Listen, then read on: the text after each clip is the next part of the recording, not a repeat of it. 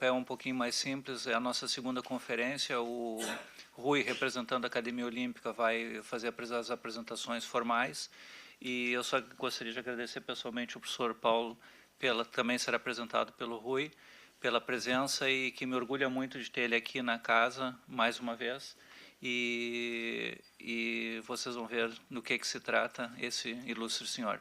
Eu, então, em nome da Universidade Lusíada de Lisboa, dou boas-vindas a todos e passo a palavra para o Rui, então, fazer a apresentação do nosso orador de hoje. Boa tarde. Em meu nome pessoal e em nome da Academia Olímpica de Portugal, muito obrigado pela presença e também as pessoas que estão a assistir online. Bem, hoje, acima de tudo, vamos tratar de um tema que é os valores olímpicos e a educação olímpica e a importância que isso poderá ter e que tem a educação olímpica, que é fundamental na formação das pessoas que praticam atividade física e desporto, assim como o desenvolvimento do conhecimento dos valores associados ao movimento olímpico. E toda esta concepção que pode ser muito útil numa sociedade de hoje e numa sociedade do futuro. Portanto, poderíamos dizer numa sociedade moderna e ativa, porque este é o caminho que nós estamos a conquistar na sociedade. O ciclo de conferências olímpicas, como aqui o professor Alcides falou, visa mesmo promover a educação olímpica e os valores através destas conferências que vão sendo de 2 em 2 meses e têm, inclusive, uma parte muito interessante que é a parte presencial e também poder assistir online, em direto, e também relembrar a gravação que fica depois disponível no canal YouTube da Universidade de Lusíada. Uma outra coisa que quero realçar, também serve para certificar, e é gratuito, a certificação para os técnicos de exercício físico e para os diretores desportivos. Portanto, a certificação do IPDJ e os créditos que assim podem ganhar. Fazendo aqui este parênteses, vamos realmente ao mais importante, que é ouvir a palestra do professor Paulo Martins, que é doutorado em Motricidade Humana pela Faculdade de Motricidade Humana, onde é docente e investigador. Ele desenvolve trabalhos, faz investigação em várias áreas e essas temáticas andam muito à volta do seu passado, da sua ligação na luta e todo o desenvolvimento da problemática da responsabilidade pessoal e social do desporto e também toda a parte do desenvolvimento do movimento olímpico e do conceito dos valores e do movimento olímpico em geral. É autor também de vários artigos e livros científicos nestas temáticas. É ainda revisor de diversas publicações científicas na área das ciências do desporto. De realçar que foi atleta, será sempre atleta olímpico desde 1992, que participou em Barcelona, na luta greco-romana, salvo erro em 74 quilos, na categoria. 74 quilos, foi isso mesmo. Vice-presidente da Associação de Atletas Olímpicos de Portugal. É membro, e com muito orgulho, é membro da Academia Olímpica de Portugal. Por favor.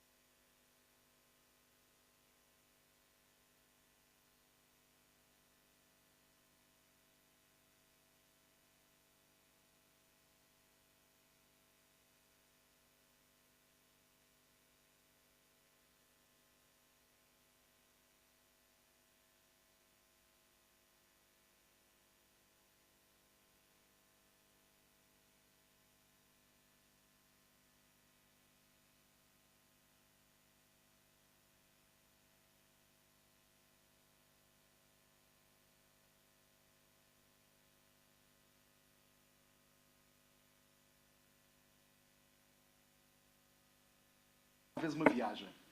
Como é que o indivíduo de Portugal chega a Atenas, chega ao Olimpo, que experiências é que vive?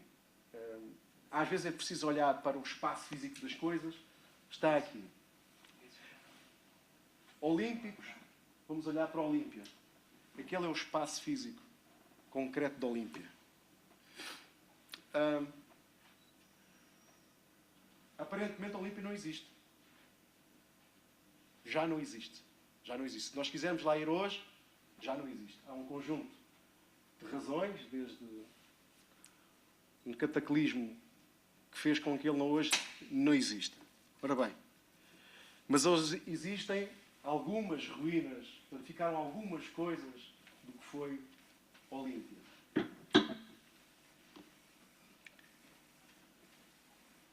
A experiência desportiva, deixem-me dizer, dos Jogos. Eu fui aos Jogos Olímpicos, mas penso que só fechei a viagem dos Jogos quando fui o ano passado ao Olímpico. Ou melhor dizendo, às instalações da Academia Olímpica Internacional. E depois visitámos as tais ruínas, naquele espaço, naquela distância que havia percorrido, que vos mostrei. E aquilo que me foi contado é que as pessoas entravam, os atletas, entravam e passavam por este arco e começava a sua vida de desportivização, assim, de convivência olímpica. E tinham à primeira que fazer logo uma corrida, que era feita neste espaço, dali até aqui. E à chegada estavam uns senhores, com as suas togas, e com uns varapaus muito grandes, maiores que eles. E o que é que faziam? Verificavam quem tinha partido e chegado nas condições esperadas. E sempre que alguém não cumpria com essas regras, o varapau servia para imprimir no corpo a consequência do antidesportivismo que havia sido verificado. Ainda antes de se chegar à entrada, ou mesmo passando, tinha-se logo a primeira prova. Era a prova de caráter. Não interessava quem chegava primeiro. Interessava quem tinha cumprido, dentro das regras, aquela distância. Bom, e depois, enfim, havia, digamos, um simulacro daquilo que seriam as boas-vindas das pessoas que chegavam ao espaço olímpico, em que se pretendia exaltar o que de melhor o ser humano é capaz de fazer. E o desporto é o exercício no corpo do ideal humano. Portanto, o desporto não é para socorrer a uma crise. O desporto não era para ser um produto. Era a convivência entre indivíduos que mostravam no corpo o que melhor o ser humano era capaz de fazer no seu imaginário. Ora bem, atualizando um bocadinho a ideia, falamos muito de valores, mas o que são concretamente valores? Vamos partir da ideia que valores são conceitos que nós valorizamos, obviamente. Temos estima por aquele conceito. E chamamos-nos valores. Ok? Mais. A visão do espírito olímpico, então, é a concretização, ajudar, portanto, a promover a paz. Criar um mundo melhor. Seja lá o que isso for. Seja lá o que isso for. E aqui é que começa a discussão. Quando a gente começa a falar do que é melhor e do que é pior, é que começa a discussão. Porque, como sabemos, nós somos o que somos com um conjunto de crenças e valores que transportamos no nosso imaginário. E nós temos sociedades, nós temos nações, nós temos inspirações, todas elas diferentes. Eventualmente, começa aqui assim a haver algum desconforto neste percurso. Então, vamos olhar também para a educação. A educação, vamos olhar para ela hoje como a função que tem por objetivo fazer o ser social. Portanto, não se trata de respeitar intransigentemente o que cada um de nós é. Mas é aquilo que cada um de nós é que consegue estar na convivência com o outro. Esse é o processo de, digamos, educação. Mas há um autor que nos diz que aquilo que somos não é produto só nosso, é também do contexto quando chegamos. Não é? Portanto, a educação é-nos imposta e por isso algumas vezes ela nos dói. Portanto, diria mesmo que é um processo coercivo. Há um conjunto de valores que estão em conflito, muitas vezes, com aquilo que nós julgamos ser a nossa liberdade. Mas a ideia da educação olímpica é suspender esse eu e dizer: suspensa a realidade, vamos agora fazer este grupo, esta tarefa motora com estas regras que eu aceitei. Eventualmente começamos a ter algum conflito quando dizemos, olha, na vida como no desporto. Calma. O desporto é a suspensão das regras. E é uma realidade paralela.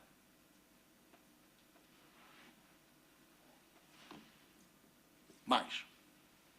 Portanto, neste ideário, a educação envolve-se com... Trouxe-vos uma fotografia. Estive em Olímpia e a ideia é educar os educadores também. Portanto, é um processo para todos. Nós, quando estamos a fazer a prática educativa, também nos estamos a educar. A ideia parece essa. E, portanto, é uma formação de caráter sim, mas num sentido amplo. No princípio do respeito à minha identidade, mas também na convivência com o outro, ou com os outros. E, portanto, sempre ligada à ideia da excelência. Mas a excelência não é fácil de ser definida. A excelência dos valores e dos conceitos. Portanto, importa identificar quais são os conceitos que nos ajudam a viver melhor em convivência. Já estamos a estreitar, parece-me a mim. Bom, então, o alcançar de um propósito há de ter um método. Porque senão, continua a ser o princípio de afirmação do eu. O meu método. Portanto, há que haver um método que seja consensual, que é um processo pelo qual nós aceitamos que todos nós deveríamos passar. E isso não é difícil de imaginar. Vamos para a escola. Não é? Temos os princípios das gestões. Quer dizer, toda a nossa vida obedece a alguns princípios que não fomos nós que imaginámos. Aceitámos. Porquê? Porque são quase axiomáticos. São tão óbvios que quase não precisam de demonstração. Bom, então, mas esta pedagogia ou este método, o que é que implica? Um método, um trajeto, mas tem obviamente que ter a tal filosofia. E é nesta relação tensa entre a filosofia e a concretização no corpo desse ideal que resulta a vida em sociedade. Quer dizer, se os comportamentos não estiverem concretamente alinhados com a filosofia que se diz seguir, eventualmente temos uma realidade imaginada, é virtual, criando frustrações ou avaliações que não estão de acordo com aquilo que sentimos ser necessário. Portanto, para dizer o seguinte, os ideais olímpicos que a pedagogia se serve para a educação olímpica são os ideais platónicos da verdade, de bem e da beleza. Conceitos que não são fáceis de definir. Que todos sejam educados em todas as coisas e totalmente. Este é o ideário olímpico. Já alguns de nós sentimos, sem refletir muito, isto há de ser difícil. Isto há de ser difícil. Bom, vamos caminhar mais um bocadinho. Porque até ver, pensar ainda continua a ser o melhor método de nós encontrarmos outros métodos. Bom, então, a educação e a pedagogia é, de facto, uma visão ao serviço de uma ideologia e que tende a ser um ato de reflexão para a transcendência. Este é talvez o sumário daquilo que eu gostaria de conversar convosco. Bom, acontece que essa transformação está enraizada, talvez, em muita utopia. E quais desses conceitos são utópicos? A utopia tem uma valência, na minha perspectiva, que é o facto de ser a reflexão daquilo que nós deveríamos ser, e por isso é uma história que nunca acaba. E, portanto, nós deveríamos ser capazes de dizer, bom, a realidade ainda não aparece como eu gostaria, mas também sei que ela é utópica, mas também sei que é a utopia do bem. Deixa-me continuar a fazer. Em vez de ser reativo, esperar o ideal, não sendo isso possível, frustrar-me e ter a tendência para a penalização. E depois, o excesso da regulamentação. Bom? Portanto, ele tem que ser um processo aberto e livre, na nossa perspectiva, ao serviço da humanidade. Esse é o projeto da educação olímpica. Assim sendo, a pedagogia do desporto trata-se de educar o homem. Não para o desporto, mas através dele. Com duas dimensões, forma o indivíduo e dá conta aos outros de como é que esse indivíduo lá chegou. O aspecto externo da performance desportiva é apenas parte desse processo. Conta-se que o indivíduo tinha que ter a representação, tinha que ter a musicalidade expressa também. Hoje nada disso existe no evento desportivo dos Jogos Olímpicos. Hoje ninguém tem que mostrar componente artística na sua performance. Per si. Pode ter na ginástica. Mas ainda assim, aquilo é catalogado num conjunto de pontos que têm muito mais a referenciação da performance atlética. Nós vimos, anda a circular um anúncio na televisão de uma bailarina que pergunta no fim do anúncio: então, e eu não sou atleta? Se calhar devíamos pensar nisso. Se calhar aquelas pessoas também são atletas, eventualmente. Um indivíduo que toca uma área, que canta uma área, àquele nível, tem espírito olímpico? Já vamos tratar do espírito. Bom, a verdade é que esse processo, por ser coercivo, por não ser nosso, por ter uma fonte de reflexão externa, tem também algo que é uma força, que é nós podemos pensar nesse processo.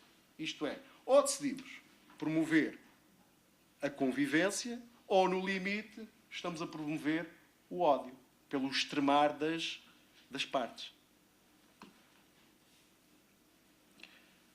Bom, então, sendo assim, se muitos desses ideais têm como referencial o pensamento grego antigo, será que tem aplicação na modernidade? Há aqui, eventualmente, uma desconformidade. Nós olhamos e dizemos: bom, se calhar o mundo já não se passa assim. O mundo é outra coisa que não era aquilo que nós vimos até agora. Mas o que é facto é que os métodos que hoje nós utilizamos para educar os outros ainda estão profundamente enraizados nestes pensamentos, quer de Sócrates, quer de Platão.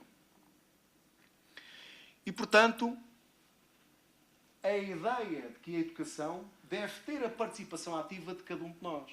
Quer dizer, tem que ter a adesão de nós próprios àquela ideia. Como é que isto se faz? Como é que se faz esse processo? Qual é o processo pelo qual se constroem estas pessoas que nós imaginamos? Bom, na verdade, a ideia parece ser, em primeira instância, decidir: mantemos viva esta ideia? Eu costumo chamar-lhe a chama. Mantemos viva a chama deste pensamento humanista? Primeira decisão. Porque se nós decidirmos dizer que sim, mas depois gerimos o processo como se fosse outra coisa qualquer, eventualmente vamos sair do processo frustrados. Não vamos obter o que pensávamos. Primeira decisão. E tudo é válido. Portanto, o que é educar? Já vimos que é fonte de pensamento externo, muitas vezes é coercivo, mas o que faz pelo jovem? Dizíamos nós que seria capacitar os jovens para agir. Como? Responsabilizando. É uma proposta. Responsabilizar é criar naquela pessoa um sentimento de obrigação por correspondência a algo, a alguém. Portanto, a um construto filosófico ou a um grupo de pessoas. E há algures, nesse processo, a pessoa também se encontra.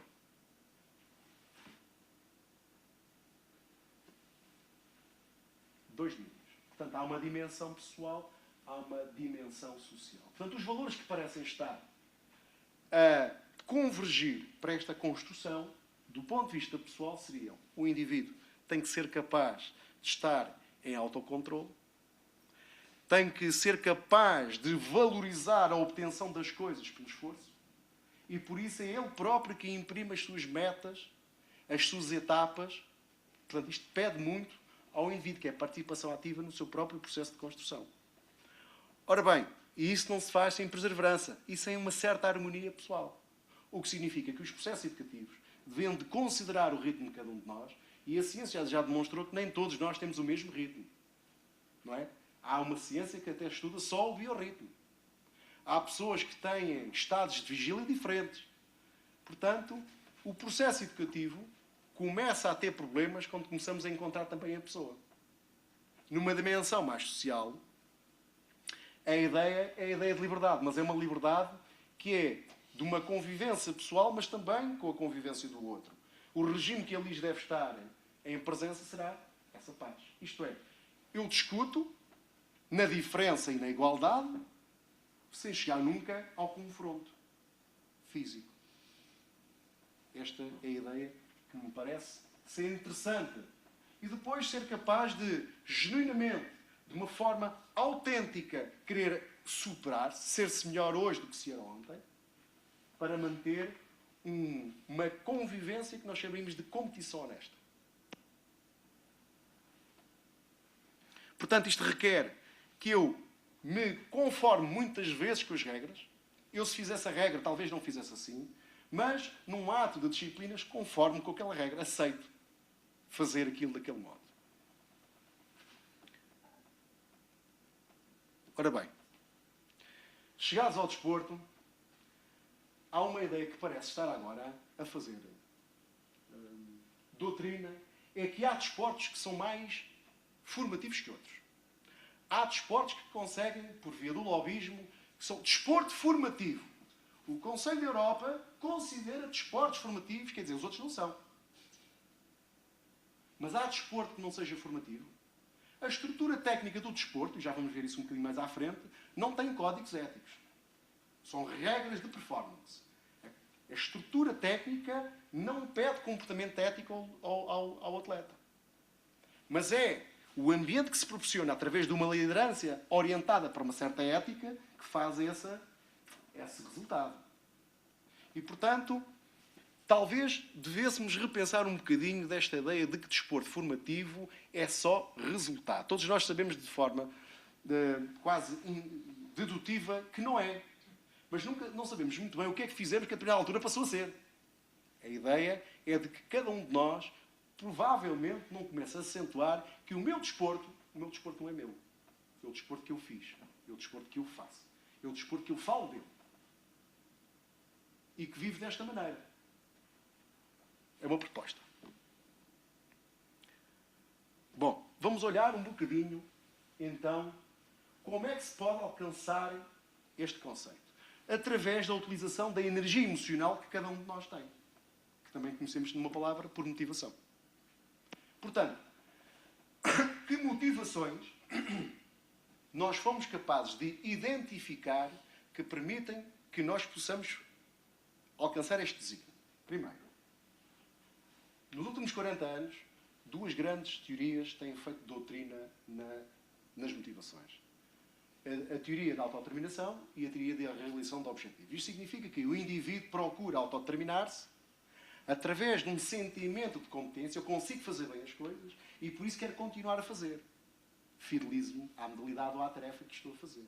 E, por outro lado, ao sentir-me pertença daquele espaço, tenho tendência também para ter sentimentos de pertença àquele grupo, àquelas pessoas. Por isso dizemos a minha modalidade. Eu reconheço-me como indivíduo também naquele grupo. Depois, a teoria da realização dos objetivos, tem aqui os autores, podemos falar um bocadinho mais sobre isso, mas já não queria tornar isto num discurso académico. A ideia é que nós podemos ter duas formas de nos calibrarmos. E ela não é paralela, ela é ortogonal. Portanto, o indivíduo vai subindo, vai descendo na orientação da satisfação do seu ego ou na realização da tarefa. E é desta convivência, deste espaço, que anda aqui um cursor em que nós nos situamos em algum momento da nossa vida, da nossa convivência desportiva. E ele não é estanque. E nem sequer é linear. Bom, também percebemos que há um construto psicológico que anda aqui assim e que pode contribuir. Fomos testar isto, é o conceito do impedimento, que depende de 4 fatores de primeira ordem. Dedicação, confiança, vigor e entusiasmo. Ok? Corremos isto no modelo numérico, fazemos um conjunto de correlações, portanto, associações entre o que seria os meus níveis de responsabilidade pessoal e social e percebemos que aquilo que, de facto, do ponto de vista da significância estatística, parece estar a contribuir para o modelo, será o indivíduo estar empenhado na tarefa e, por outro lado, estar orientado para a tarefa. Fazer as coisas bem. Tudo o resto parece ainda não estar a impactar neste modelo de responsabilidade. Parece. Foi através de questionário. Falámos, portanto, aplicámos o questionário a 530 pessoas, de 13 modalidades, e tentámos ver o que se passava. Estes são os resultados que nós temos, bem, enfim, temos chegados. Depois pensámos assim, mas o racional teórico também diz que... Deve ser o cabo. Ai, não sei. Já está. Ótimo. Bom, mas eu motivo-me para a ação, mas também está inquinado, deixem-me dizer assim, da atitude que tenho. O que é a atitude? A atitude é a posição que eu tenho perante o conceito. Eu conheço o conceito, mas estou a favor ou não estou a favor desse conceito? Essa atitude parece, de certo modo, poder estar a influenciar a elevação dos meus níveis de responsabilidade pessoal e social. Fomos testar. Novamente, utilizámos um questionário por 500 e algumas pessoas e o que se percebeu é que se nós organizarmos o desporto numa dimensão de responsabilidade pessoal e social, reparem, isto foi tudo feito no desporto, portanto, em atletas, o que parece acontecer é que o desporto parece, se for orientado naquela dinâmica da responsabilidade pessoal e social, faz com que as pessoas adiram à atitude positiva. E isto é importante. Mas, ao contrário, o que seria de esperar era dizer assim, eu agora não acredito nas atitudes negativas. O modelo diz que não. As pessoas, apesar de aderirem mais às atitudes positivas, continuam a considerar a hipótese de, em algum momento da sua vida desportiva, cometer atos de antidesportivismo. Portanto, o desporto forma o caráter, mas não elimina a possibilidade de aparecer comportamentos antidesportivos. Até porque há algum relativismo nisto. Muitas vezes eu sou antidesportivo à regra para estar em confluência com a expectativa que o meu grupo, a minha equipa tem para mim. Eu faço o penalti, não é? Eu rasteiro o indivíduo, eventualmente, para que não seja porque a equipa, eu estou a ser, no fundo, alinhado com a equipa e arrisco estar num ato externo de convivência com, digamos, a recusa daquele meu ato por parte da comunicação social, por parte da equipa contrária, da opinião pública toda. Portanto, quando nós estamos a ver atos antidesportivos e, eventualmente, o que aquela pessoa está a pensar é mas que diabo, então, eu tomei uma decisão e decidi, por processo de afiliação à minha equipa, cometer aquele ato e não outro. Isso foi o que nós temos vindo a encontrar. Bom, o que parece, então, ser necessário, utilizando aqui uma reflexão de Karl Popper, que é, de facto, nenhum argumento pode ter um efeito racional a alguém se o indivíduo não tiver uma atitude racional. Portanto, nós temos que continuar a trabalhar nesta ideia da educação e da coeducação. E ela é uma história que nunca acaba. Porque, como vimos, ela não erradica o erro. Aliás, se nós olharmos para a vida, toda a vida tem erro, não é? Todos nós conhecemos o conceito de entropia. Toda a vida tende para o caos. Não é? Há aquele exercício clássico que se costuma fazer. Nós, quando saímos de casa, arrumamos a casa de manhã, quando chegamos à noite e a vida entra na casa, a casa começa a desarrumar-se. Para haver vida, tem que haver desorganização. E depois voltamos a organizar. É um conceito que pode ajudar a ilustrar esta ideia. Portanto, diversas variáveis podem concorrer para isso, porque apesar de eu estar no treino orientado para a elevação destes níveis, eventualmente eu tenho que ter, eu diria assim, a humildade de perceber que há um conjunto de outros fatores que influenciam aquele jovem. Um conjunto deles. Os adultos influentes. Podem ser os pais, podem ser os tios, podem ser, se o indivíduo já tiver consciência política, indivíduos que ele nem sequer conhece, mas que lhe fazem sentido ouvir. Enfim, os próprios os pares, não é? Que neste processo de socialização, às vezes nós fazemos coisas porque queremos estar naquele grupo. Enfim, o próprio meio físico, eu se estiver em Portugal, não é a mesma coisa que está no norte da Europa. Até se utiliza muito os povos do sul da Europa, que é algo que talvez nós devêssemos refletir um bocadinho melhor. Enfim, e depois, e há também outras organizações que influenciam sobre a pessoa, nomeadamente a escola e as próprias instituições que podem estar a contribuir para a formação da alma do indivíduo, para o tal espírito. Alguns indivíduos passam por processos de doutrinação religiosa, isso é uma influência. Enfim, e depois pelos próprios papéis que o indivíduo vai decidindo assumir na vida. Um estudante que quer fazer um papel de aluno mediano tem uma forma de representar essa função. Se eu quiser assumir o papel do bom aluno, como é que faz isso? Tem boas notas? O bom aluno é aquele que ajuda os outros? O que é o bom aluno? O bom aluno de quê? Da matemática?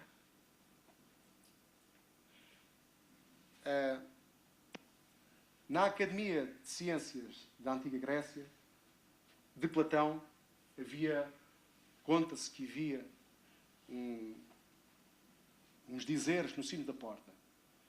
Quem quer entrar tem que saber de matemática e geometria, porque essa é a linguagem da ciência.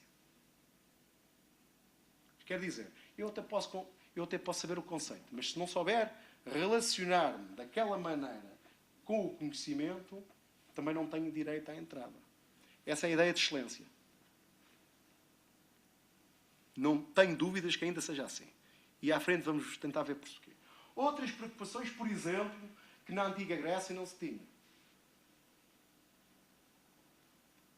A ecologia do planeta. Hoje, pede-se ao atleta que, além de tudo aquilo que lhe pede, é que se preocupe também com o bem-estar do planeta. Foi uma das preocupações que encontrei quando comecei a relacionar-me com a Academia Olímpica Internacional. Há pessoas que utilizam a sua visibilidade, há pessoas que utilizam, enfim,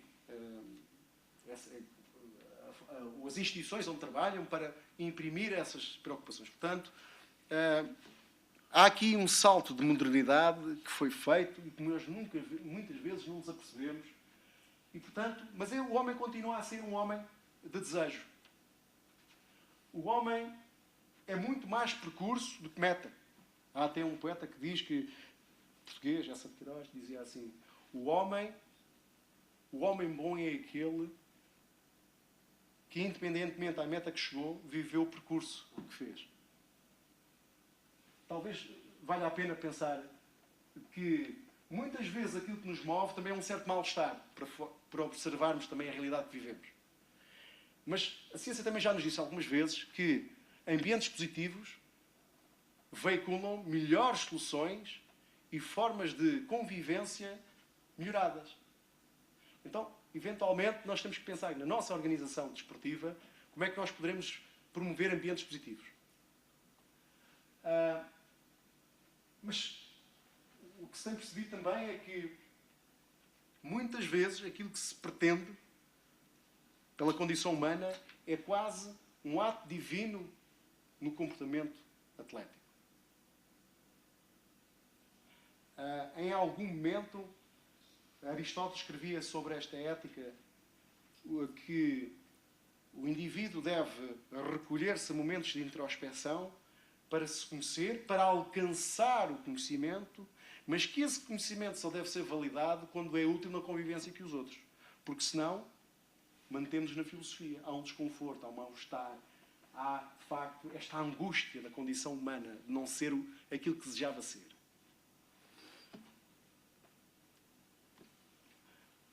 Um outro pensamento, as coisas. Já vamos falar, eventualmente, de que coisas estamos a falar. Elas são muito mais de natureza poética do que científica. Outra reflexão.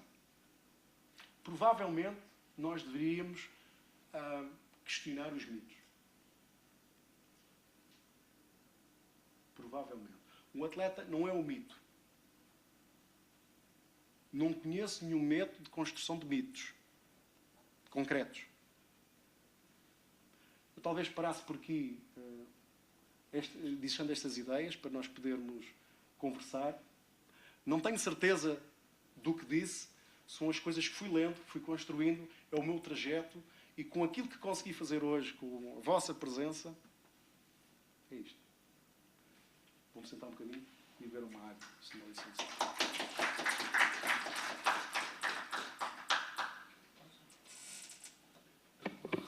Ok, boa tarde mais uma vez. Obrigado. Fantástica a apresentação. É muito importante este tipo de apresentações que nos provoca positivamente. Por favor, público, estamos abertos. Não fiquem acanhados. Temos mesmo que fazer reflexões e tentar aprender, porque não é todos os dias que temos uma oportunidade como esta. Está aberta as inscrições. Principalmente os jovens deveriam ser os primeiros a avançar. Lofood.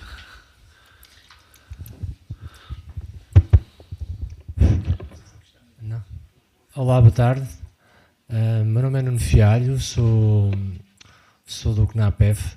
Gostei muito desta apresentação, foi realmente provocadora no bom sentido.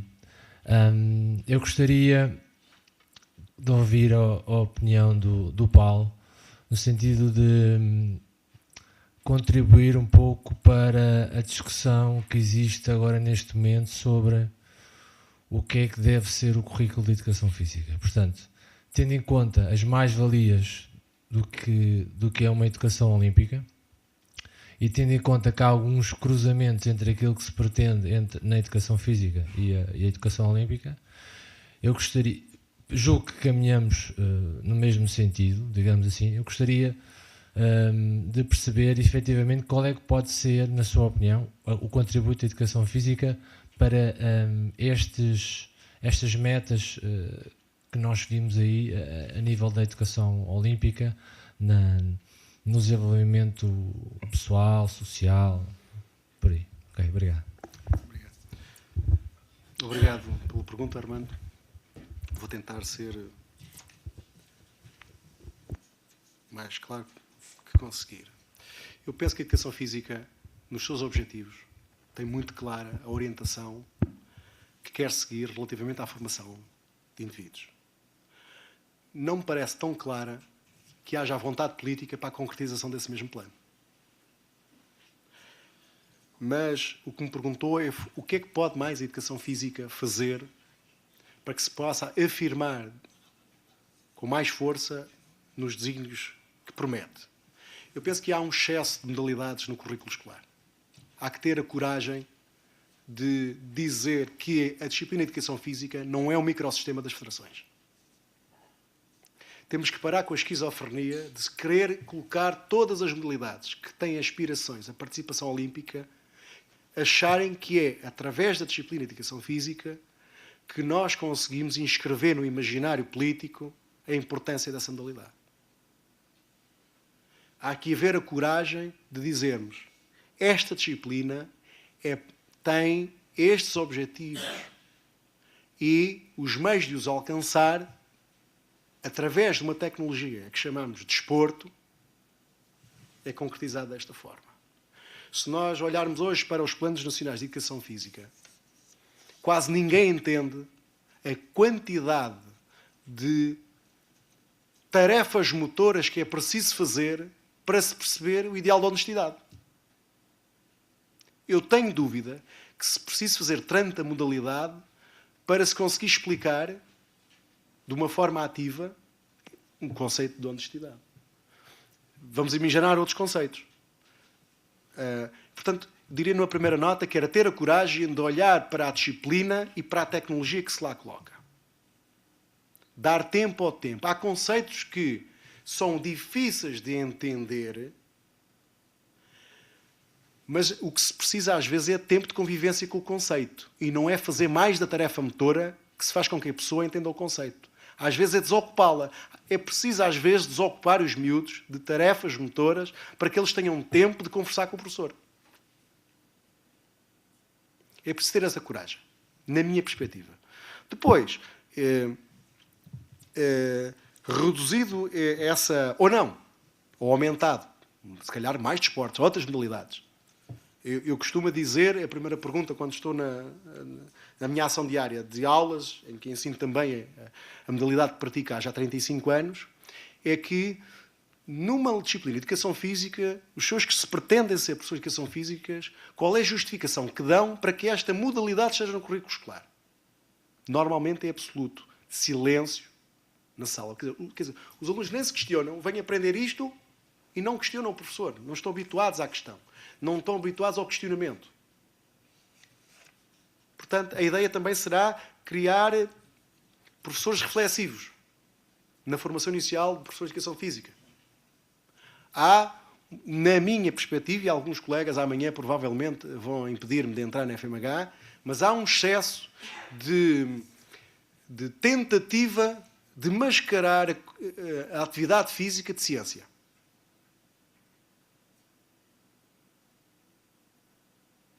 Somos pessoas inteligentes e somos capazes de imaginar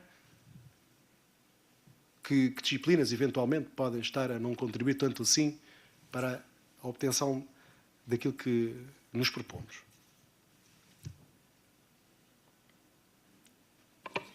Resposta dura, Nuno. Sim, exato. Sei que estamos... Grande parte das pessoas que aqui estão também são pessoas dentro da área. Exatamente. Por favor. Boa tarde, Paulo. O meu nome é André, sou aluno do curso de Metricidade, o professor Alcides é meu professor. E a minha questão é quanto ao reconhecimento desportivo.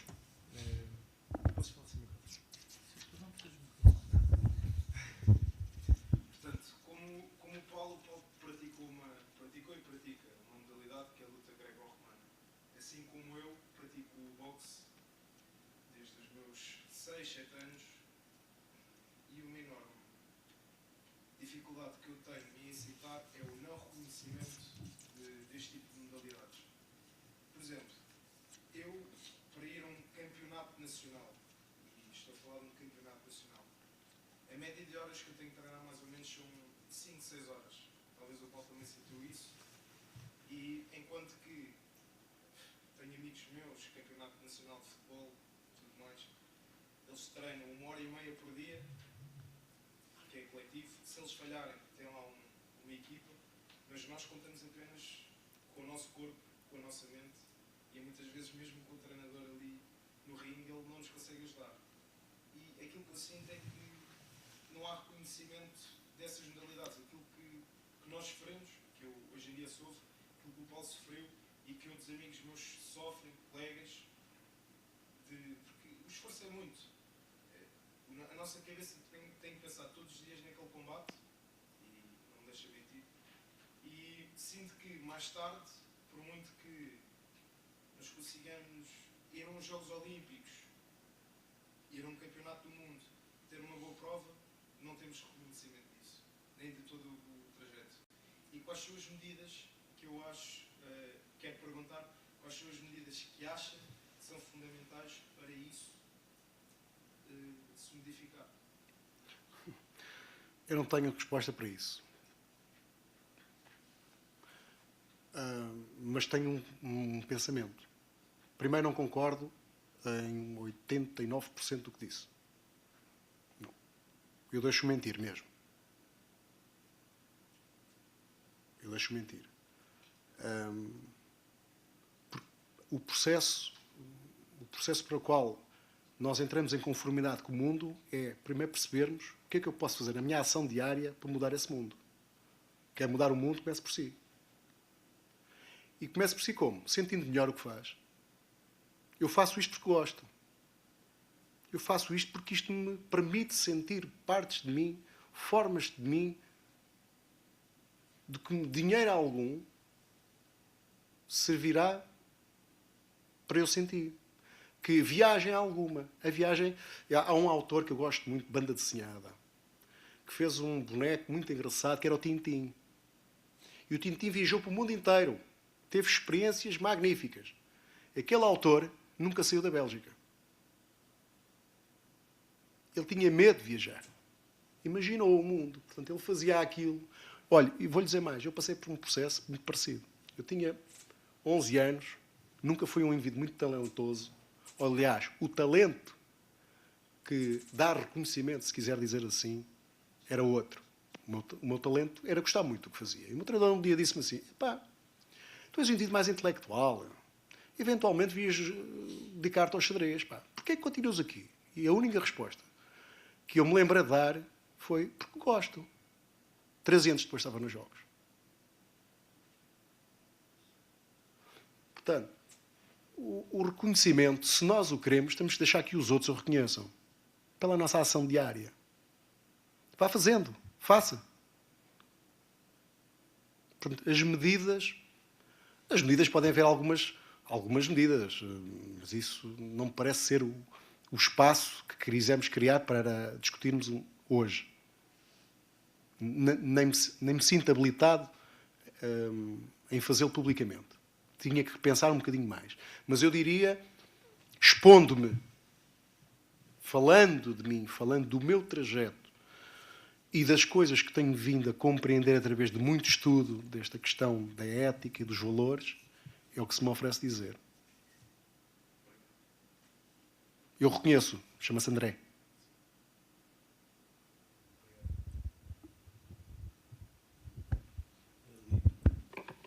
Professor José Esteves.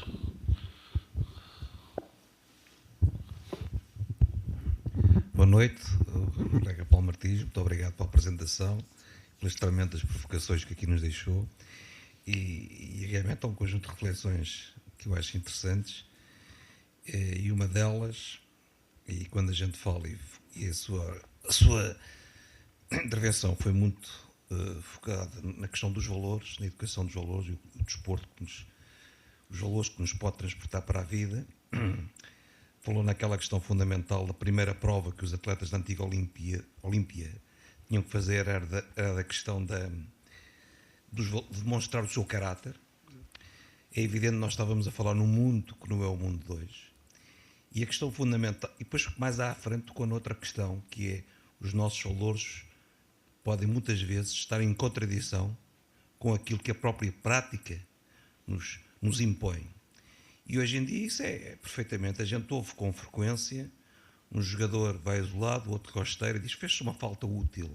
Aquilo foi um ato não ético, eventualmente vai contra o caráter da pessoa, pergunto eu, irá contra o caráter da pessoa, irá contra os próprios valores, neste caso o desporto está a implicar que seja necessário, porque eu se não fizer aquele ato, sujeito a que a minha equipa possa vir a sofrer uma penalização, um gol, possa ser derrotada, possa ser penalizado perante o grupo se eu não provocar aquela ação. Portanto, esta dialética e este dilema que é muito interessante, como é que nós podemos... É evidente que nós normalmente transpomos isto quando estamos a falar daquilo que é o desporto do alto rendimento, digamos assim. Mas hoje, cada vez mais, esta imagem também se reflete já com os próprios jovens. Portanto, eu acho que há que fazer uma reflexão muito profunda por parte das pessoas de educação física e não só, sobre esta dualidade, sobre esta contradição que muitas vezes a regra do próprio jogo entra com os valores éticos da moral, do respeito pelo outro.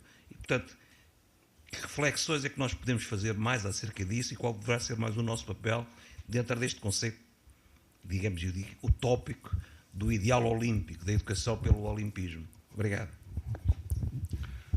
Obrigado. É uma responsabilidade responder à pessoa que coloca a pergunta, que é muito interessante. Tê-lo sentado aí desse lado é uma honra para nós. Vou tentar cingir-me à proposta que aqui trazíamos, que é a ideia de transcendência. Diz um autor que na procura da transcendência é que nós ganhamos perspectiva. Portanto, nos nossos ambientes cotidianos, dizer, eu quero transcender-me. Para ganhar novas perspectivas. E, de uma forma muito prática, é por muitas vezes dizer comigo não. Olha, comigo não há faltas úteis. A derrota faz parte do processo. Evidentemente que depois o conflito começa quando nós dizemos isso ao jovem, perdemos, e há todo um conjunto de outras pessoas, inclusive às vezes os pais, então pá, tu não estava mesmo a ver. As faltas existem para se dar. E faz lembrar o discurso de alguém nos últimos dias a propósito dos transportes públicos. Não é? Elas existem, estão aí para ser violadas. Não. Não estão. Não. Portanto, ser concreto, quer dizer, entre o discurso filosófico e a vida útil e cotidiana, dizer muito claramente comigo não. Às vezes, o que nós continuamos a discutir, quando está bom de ver, que a atitude correta está à nossa frente. Só que não queremos assumir, porque queremos deixar em aberto a ideia de que em algum momento eu posso fazer uma falta. E já estou a dizer eu. Mas nós não podemos. Eu posso, mas nós não podemos. E o conflito é este. Nós sentirmos que quando é feito por nós, a falta não é tão grave assim. É uma espécie de, digamos assim, de mundo virtual dos adultos. Os adultos dizem aos jovens, olha, eu posso fumar, tu não podes. E depois pensemos em tudo o resto. É ser mais simples que conseguir. É como se diz na parcimónia da ciência. Primeiro aplicar as soluções mais simples e só depois para ir para as mais complexas. E muitas vezes nós vamos para a complexidade das coisas porque não queremos assumir a solução óbvia. Ah pá, mas os outros depois não fazem. Tenha calma. Comece na sua ação diária a fazê-lo. E depois liderar nesse ambiente ético, dando o exemplo. Isto não é fácil. Não é? Muitas vezes nós sabemos qual é o comportamento a tomar, mas não somos capazes. Porque nós não somos só o treinador, nós não somos só o pai, não somos só o professor, somos todas aquelas coisas. E às vezes é mais uma parte de nós que está a atuar naquela circunstância do que outra. E é por isso que costuma dizer que isto é um processo para todos e para toda a vida. Mas temos que estar atentos, temos que estar conscientes. E fala-se muito em políticas sexy, fala-se muito em marketing das coisas, como atrair as pessoas para, no ideário ético, atrair pelo exemplo.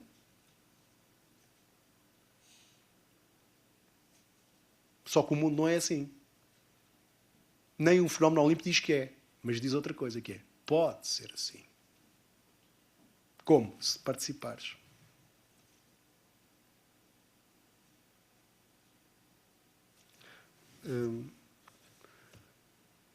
Talvez ficasse por aqui nesta reflexão.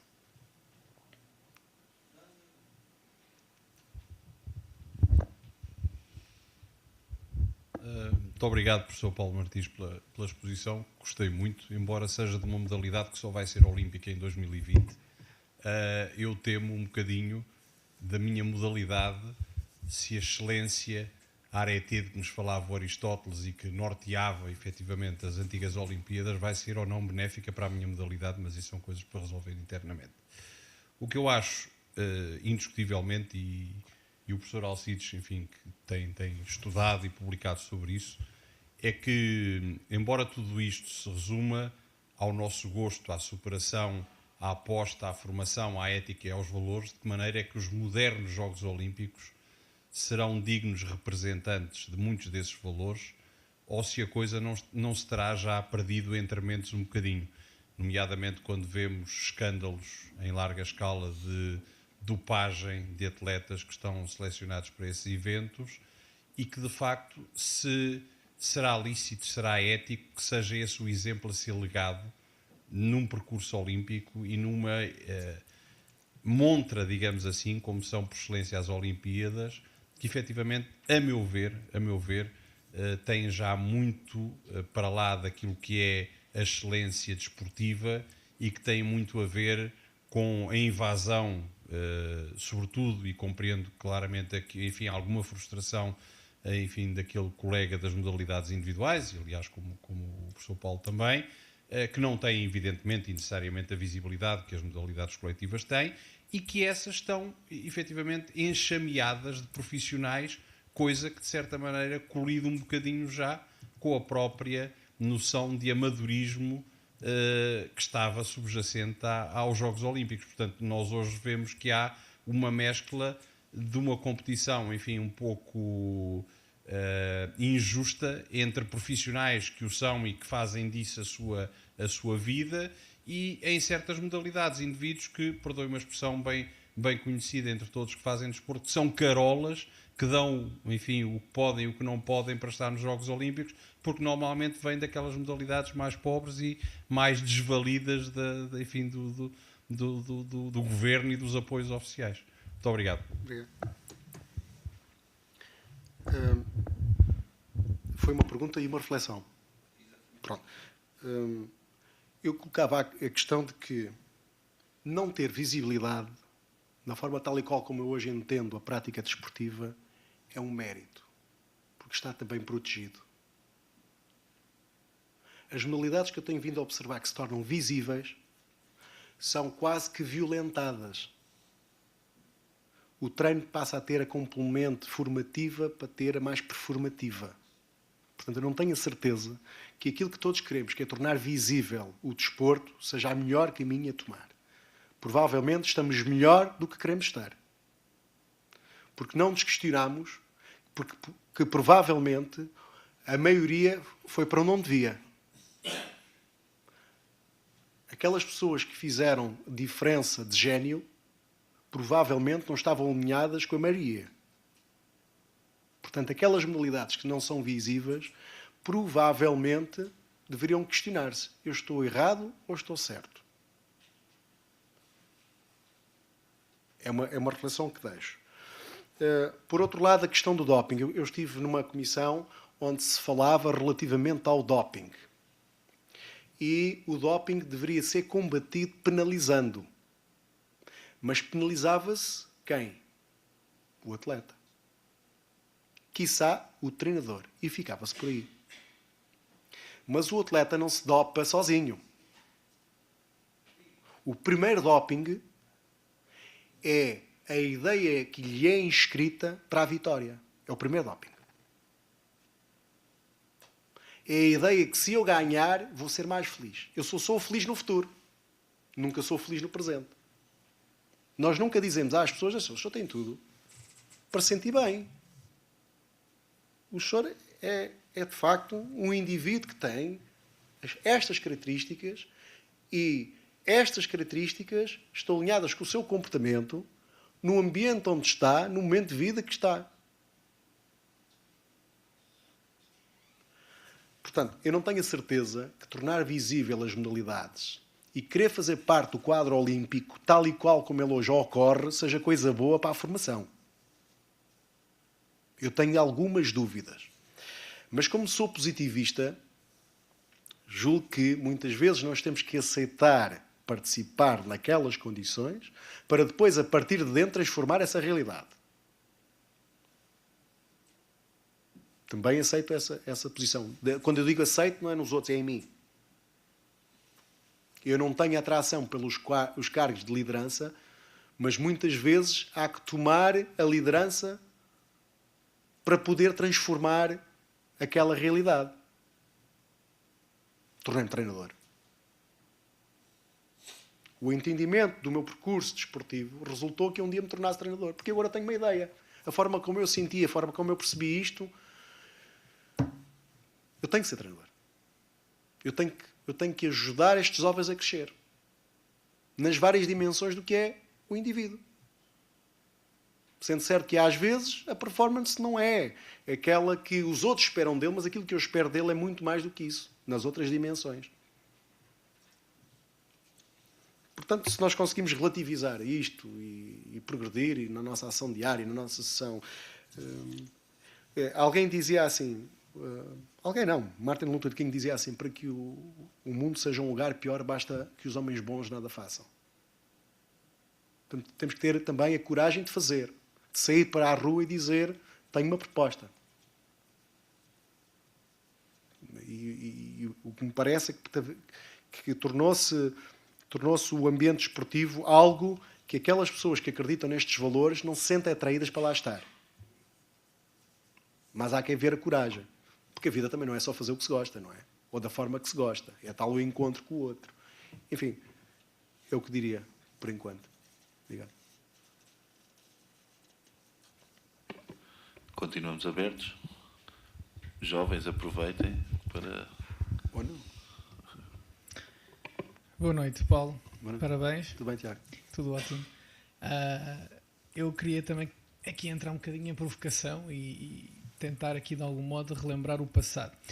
A Academia Olímpica no ano passado trouxe um preletor na área da educação olímpica, que fazia parte dos Jogos Olímpicos de Rio 2016. Fazia e agora, terminando o percurso, acaba por deixar um legado, na minha opinião, muito positivo.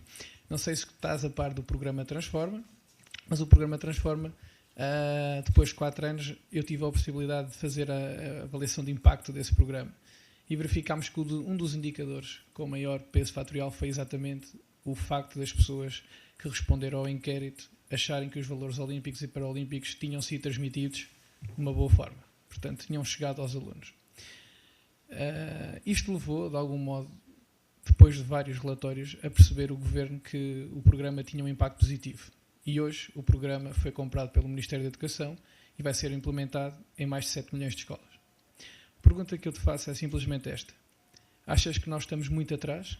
Achas que nós devíamos ter um Ministério da Educação com um papel mais ativo, não só na educação física, mas também nas disciplinas de voluntariado? Achas que devíamos ter um programa, efetivamente, de educação?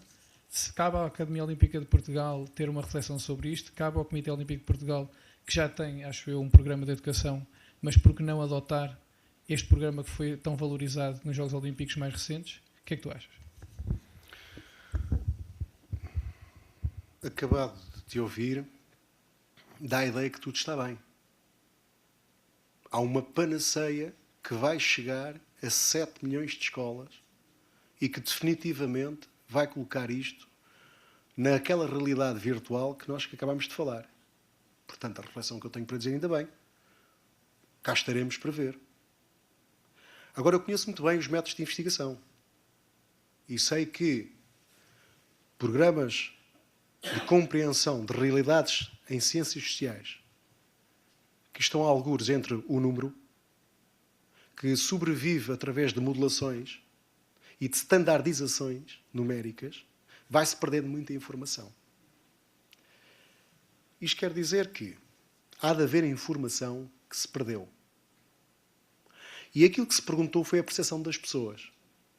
Se estudarmos a percepção humana, começando pela tecnologia que nos permite ver, o olho tem grandes falhas para captar a realidade. Depois, nós só vemos aquilo que conseguimos dar significado. E muitas vezes, se nós não demos significado ao conceito ético, provavelmente não o vemos. Ou quando queremos muito ver, temos a ideia que ele lá está. Chamaria talvez para a discussão um senhor que já faleceu, que se chama Emile Durkheim. Durkheim, sociólogo, disse que vamos olhar para os factos sociais como coisas. Para perceber o ser social. Mas ele também disse que não é possível, em todo o momento, avaliar todas as coisas.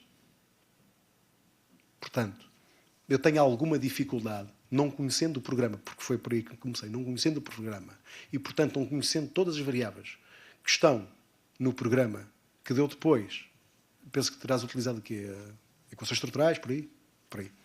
Portanto, como sabemos, a modelação matemática, do ponto de vista do software que o sustenta, tem grandes limitações. Não permite introduzir todas as variáveis que existem. Nós temos que fazer escolhas. E, portanto, dizer também que essa modelação fatorial reside em processos lineares de leitura. Nós sabemos que a realidade dos factos não são lineares. Depois está inspirado na ideia de que o futuro repete o que se passou. E também não é verdade. O que nós percebemos sobre a condição humana é que o indivíduo comporta-se reproduzindo novas condições. E agora, de repente, temos um salto, não é? Quase na física. Já percebemos isso. Aconselhava vivamente aos, e desculpem aqueles políticos que já o tiverem feito, a leitura de um discurso sobre as ciências do professor Boaventura Sousa Santos. Porque, de facto, há um paradigma que é dominante, mas que eventualmente não é o paradigma que nos deve ajudar a perceber o futuro. Qual é o paradigma emergente? Qual é o trajeto a seguir, olhando para as deficiências do modelo que se utiliza?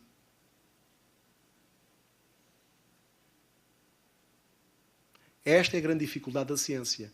Especializou-se de tal modo que é quase incapaz de ter uma verdadeira visão holística. Essa responsabilidade é de quem? Portanto, tenho dúvidas que a grandeza dos números nos estejam a dar soluções. De facto, impressiona. 7 milhões de escolas. Programa qualquer coisa. Nós, não é? Os tais programas sexys. O marketing ao serviço do fascínio. Mas eu não tenho essa... Não estou alinhado com essa forma de olhar para as coisas. Eu tenho uma postura mais cartesiana. Dúvida metódica. Duvidar de tudo. Refletir sobre tudo. E há algures no processo ir avaliando. E, por exemplo, aquilo que eu sinto é que Portugal tem genericamente boas medidas de arranque da transformação. E depois tem más medidas de fiscalização. Porque nós convivemos mal com a fiscalização. Porque queremos sempre regimes de exceções. Não, a coisa é falta. É falta. Pronto, acabou. É falta. E há uma consequência para essa falta. O senhor sabia. E depois há um desconformismo de algumas pessoas que sabem que se tiverem uma determinada condição social e forem apalhadas nas malhas da lei, têm certo essa penalização, outros não têm. Eu tenho um projeto, participo num projeto, eu coordeno esse projeto, e vou-lhe dar um exemplo, em centros educativos. Estou na Associação de Atletas Olímpicos de Portugal e dissemos, onde é que o desporto pode ajudar a formar caráter? E não chega lá. Os reclusos. Como é que vivem os jovens que estão reclusos? Fui ver. Estão umas instituições chamadas centros educativos. Pedi autorização e com este programa de intervenção através da responsabilidade das pessoas, percebi que eles têm uma dúvida de que a sociedade os proteja se fizerem todo aquele cumprimento que lhes é dito. Isto quer dizer, ainda há aqui regimes de exceção que causam estranheza e, por isso, a dúvida à adesão à regra. Portanto, os programas, têm havido muitos. Eu acho que há um excesso de estruturas em Portugal, por exemplo, desportivas. Acho que há uma sobreposição de atividades que perspectivam isso, algumas coisas com esse intuito de transformar. Mas eu acho que a determinada altura tenho dúvida que o processo pelo qual se promove a transformação seja claro. Nesse projeto de centros educativos, nós percebemos que há algumas dificuldades. Os miúdos têm fracas condições de poder fazer prática desportiva. Concorremos, através da Associação de Atletas Olímpicos de Portugal, a um financiamento para esses materiais. Concorremos em outubro passado. Estamos em novembro deste ano. Com o projeto aprovado em 20 mil euros, o dinheiro ainda não chegou à Associação de Atletas Olímpicos. Eu sei que vou chegar a dezembro e alguém me vai pôr esse dinheiro na conta da Associação de Atletas Olímpicos e vai dizer, gaste depressa, gaste tudo. Para no fim poder dizer que financiou. É preciso ser claro. É preciso dizer, não, comigo não. Quando chegar aquele dinheiro, desculpe, mas eu agora... Não, estamos em dezembro deste ano. Há que ter a coragem. Sem medo da represália. Um homem livre é isto. E, portanto, não faço alianças com alguém que não esteja interessado no verdadeiro bem. E quando um amigo meu faz algo que eu não gosto, olha, peço imensa desculpa, pá, não está em questão a nossa amizade, mas isto não me agradou. E nós não somos capazes de fazer isso. A nossa sociedade tem parece-me a mim que há uma má interpretação do que é opor-se. Opor-se é dizer apenas isto. E se isto não é assim? Parece que alguém dizer que tem opinião diversa já é alguém que não quer contribuir. Muitas vezes é mesmo isso que não quer. Está à espera da sua vez, de fazer a sua coisa. Mas é como te digo, Tiago. E somos muitos a fazê-lo já.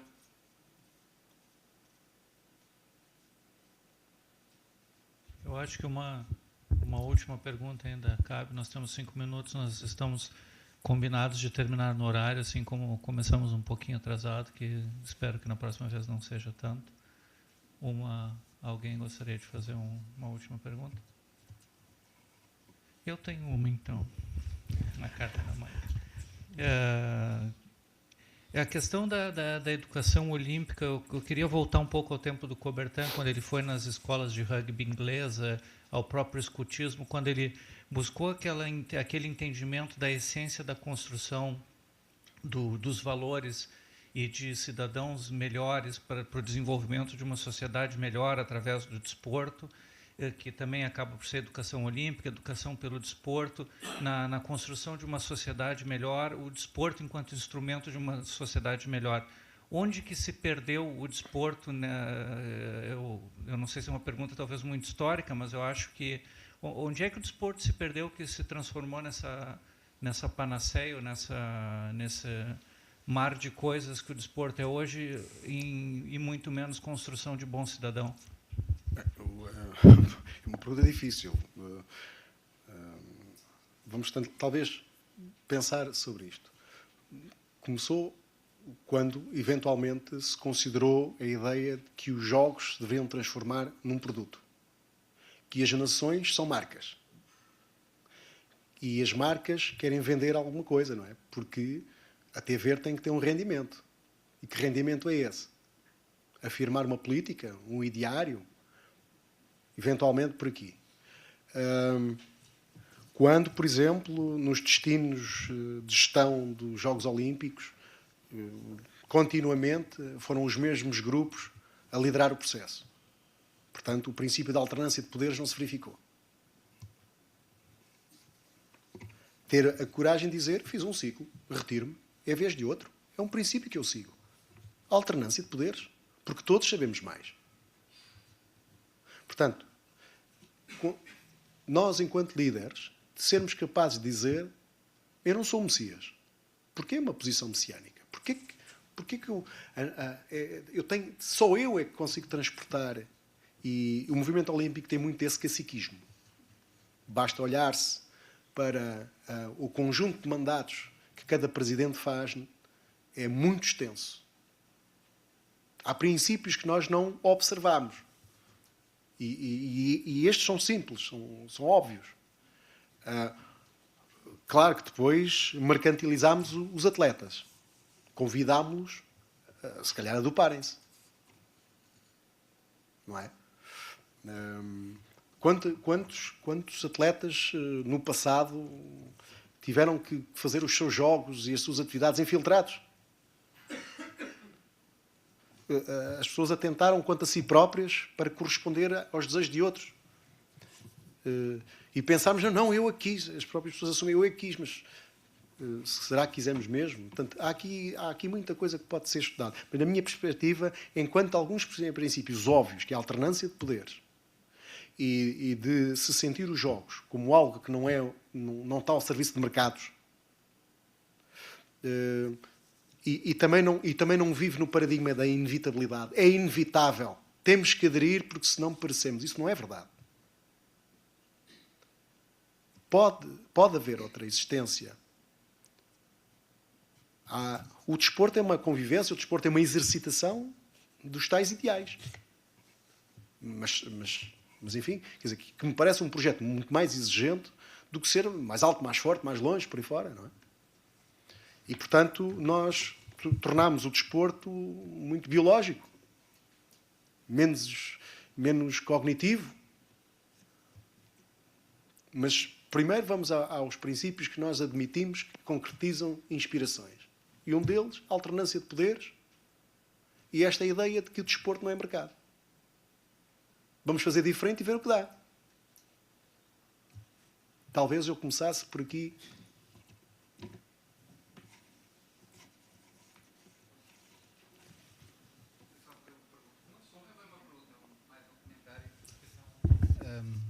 Chamo-me Filipe Ferreira. Olá.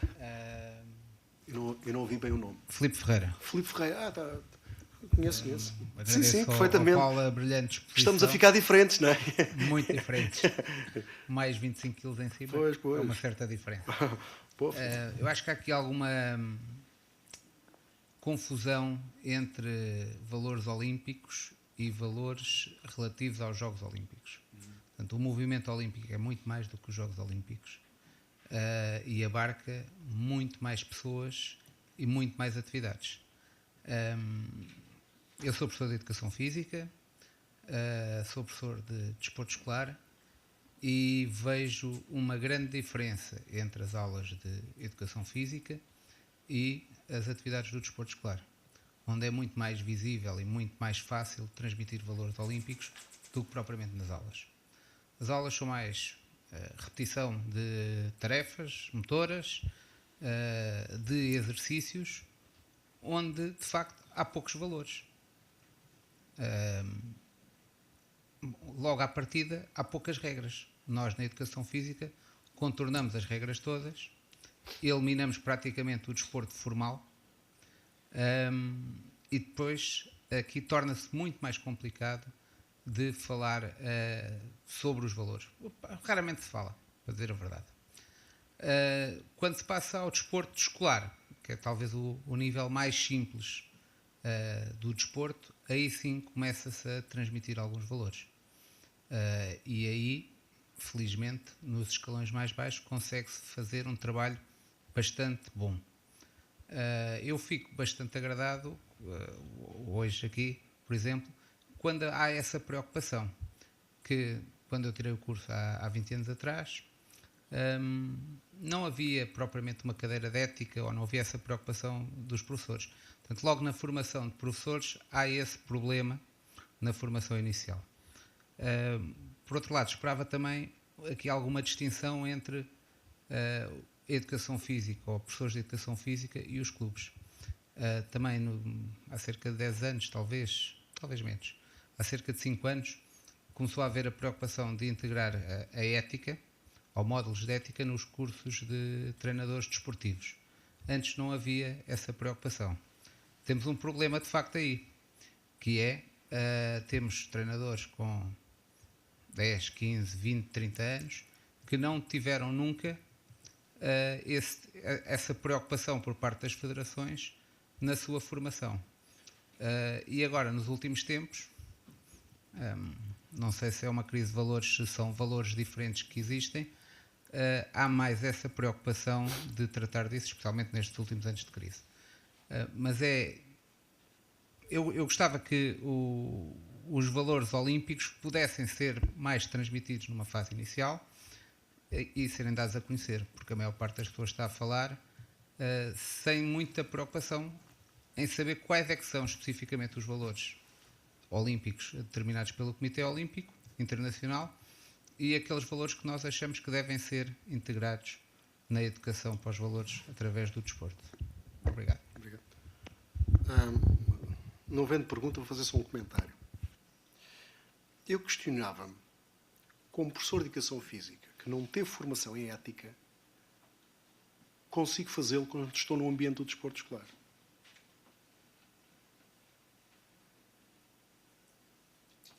Não é? Por aquilo que percebemos, daquilo que nos disse, é que no desporto escolar se faz um trabalho muito bom, mas o desporto escolar sobrevive à custa do trabalho dos professores de Educação Física, que não o fazem na aula. Eventualmente, temos um problema de currículo. Temos um problema que, bom, a não ser de currículo, pode ser das condições de vida do professor de Educação Física na escola. E que, por essa via, eventualmente, os professores na sociedade. A figura de professor, provavelmente, não é uma figura que está, digamos, dentro dos parâmetros da dignificação que se almeja como profissional. Eventualmente, isto pode discutir isto de várias formas. Mas eu terminava esse comentário dizendo o seguinte: talvez eu tenha cometido aqui um erro, e todos nós conhecemos esse erro, de dizer os valores olímpicos. Não há valores olímpicos, há valores do olimpismo. Os valores são humanos, são as ideias. E, portanto, o olimpismo o que faz é pegar nos conceitos humanos e torná-los expressos numa certa prática de exercitação de algumas tarefas que identifica. Mas tão somente. Não é muito mais do que isto. É o comentário que tenho para dizer.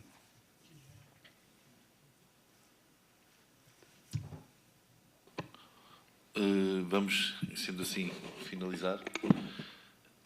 Quero iniciar mais uma vez por agradecer a presença de todos e também as pessoas que estão online a assistir. Realçar, para além de todas as intervenções, também a participação aqui do André, porque é sempre importante, e é muito, muito importante os mais novos nestas andanças começarem a intervir de uma forma positiva e muito ativa, porque daqui a uns anos serão a vossa vez de estar aqui em cima. Para além disso, queremos agradecer ao professor, muito agradecido pela excelente intervenção e mais uma vez por nos ajudar a refletir. E a instituição, a Universidade de Lusíada, em parceria com a Academia Olímpica de Portugal, uma pequena lembrança. Muito obrigado. Professor. Bom, agora para o encerramento oficial mesmo. É uma confusão de encerramentos, né? Paulo, estou ainda tentando encontrar uma palavra para descrever a magnitude da tua apresentação, não consegui.